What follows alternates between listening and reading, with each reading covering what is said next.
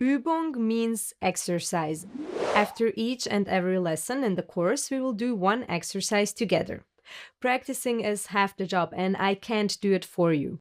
Unfortunately, there is no secret shortcut to learning a language. You really have to repeat everything a few times and practice a lot. So let's do it.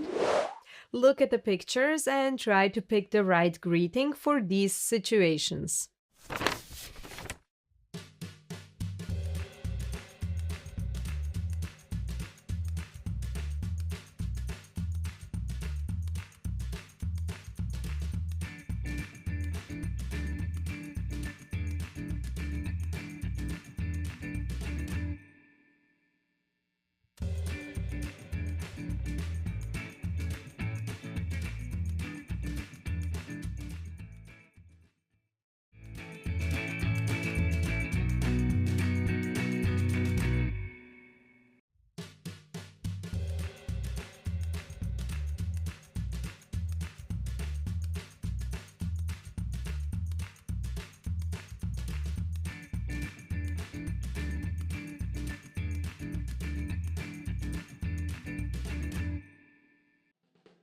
For more bite-sized German lessons, visit 11%.xyz.